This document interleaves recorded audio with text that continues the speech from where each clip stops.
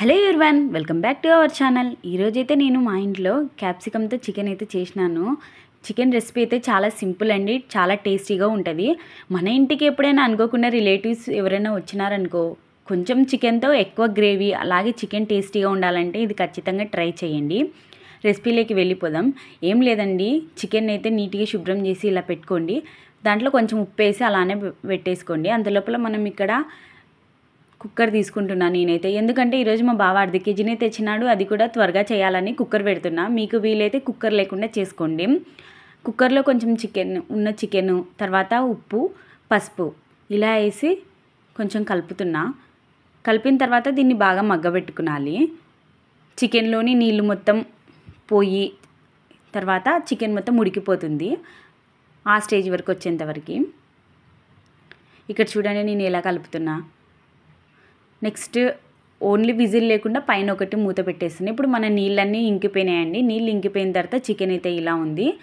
దీంట్లోకి కొంచెం ఆయిల్, ఇలా ఆయిల్ వేసి చికెన్ని ఫ్రై చేయాలి. ఇలా ఫ్రై చేయడం వల్ల ముక్క అనేది కొంచెం మంచిగా చితికిపోదు, నెక్స్ట్ బాగుంటుంది. ఈ చికెన్ కూడా చాలా జ్యూసీగా మెత్తగా ఉంటుందండి. ఇప్పుడు నేను చూపిస్తున్న వస్తువులన్నీ దీంట్లో వేసి మీరు మిక్సీ పట్టేసేయండి. నేనైతే ఈ చికెన్ని కారం లేకుండా చేస్తున్నాను. పచ్చిమిర్చి, పుదీనా, కొత్తిమీర, కొబ్బరి ఇవన్నీ వేసేసి తర్వాత అవి కొంచెం పేస్ట్ అయిన తర్వాత కచ్చపచ్చగా టమాటా, ఉల్లిపాయ పేస్ట్, దీన్ని కూడా మెత్తగా పేస్ట్ చేసేయండి. పేస్ట్ చేసి పక్కన పెట్టేసుకోండి. దీంట్లో నేను బిర్యానీ ఆకు, ఇప్పుడు ఆయిల్ మొత్తం కాగిన తర్వాత బిర్యానీ ఆకు వేసి తర్వాత ఈ పేస్ట్ని వేస్తే దీంట్లో వేసేస్తున్నాను. ఇలా వేసి మంచిగా పచ్చివాసన పోయేంత వరకు కలుపుకొని తీరాల. మీరు ఉరుకులాడి దీంట్లో వాటర్ మాత్రం అస్సలేదండి. మీరు ఇది పేస్ట్ చేసుకునేటప్పుడే కొన్ని వాటర్ వేసి పేస్ట్ చేసుకోండి. చేసుకున్న తర్వాత దీన్ని ఇలా పచ్చివాసన పోయేంత వరకు పెట్టుకోవాలి. ఖచ్చితంగా ఇది పచ్చివాసన పోయి పైకి ఆయిల్ తేలేంత వరకు ఉడికించుకోవాలి. మధ్య మధ్యలో కలుపుతూ, లేదంటే అడుగంటుతుంది.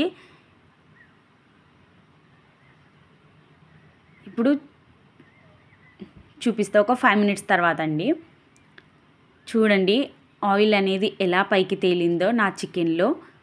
ఇలా ఆయిల్ పైకి తేలిందంటే అది పర్ఫెక్ట్గా కుక్ అయింది, అంటే పచ్చివాసన పోతుంది మనకి ఖచ్చితంగా. మీరు వంటలు చేసేటప్పుడు ఒకటైతే గుర్తుపెట్టుకోండి, ఏ కూర ఉడికించినా కూడా పైకి ఆయిల్ తేలేంత వరకు ఉండాలా. ఇప్పుడు ఈ స్టేజ్లో క్యాప్సికమ్ వేసేసుకుంటున్నాను నేను.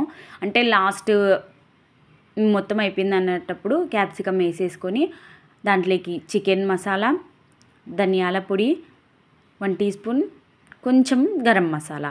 నేను ఎక్కువ మసాలా యూజ్ చేయటం లేదు, క్యాప్సికమ్ అంటేనే మసాలా ఫ్లేవర్ వస్తుంది.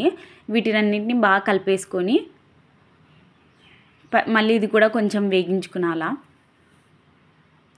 నేను చూపిస్తున్నా చూడండి అలాగే.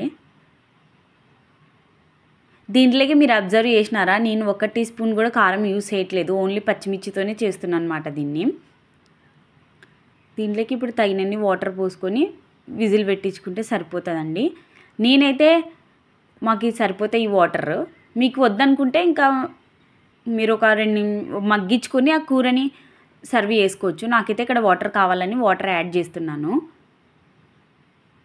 దీనికి ఇప్పుడు నేనైతే ఒక 2 విజిల్ అయితే రానిస్తాను మూత పెట్టి.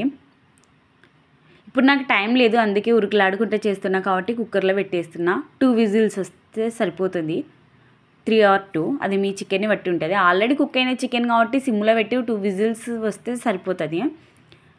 చూడండి ఇప్పుడు మన చికెన్ ఎలా ఉందనేది. చూడండి ఆయిల్ మొత్తం పైకి తేలి ఎంత బాగుందో, డెలిషియస్గా. చికెన్ టేస్ట్ కూడా చాలా బాగుంది. మీరు కూడా ట్రై చేయండి ఇంట్లో, చాలా బాగుంటుంది. దీంట్లో ఎక్కువ మసాలా లేదు, అలాగే మసాలా టేస్ట్ వచ్చేలానే ఉంటుంది. ఓకే, మరి నా చికెన్ని మీరు కూడా ట్రై చేసి ఎలా ఉందనేది కామెంట్ రూపంలో తెలియజేయండి. వీడియో నచ్చితే లైక్ చేయండి.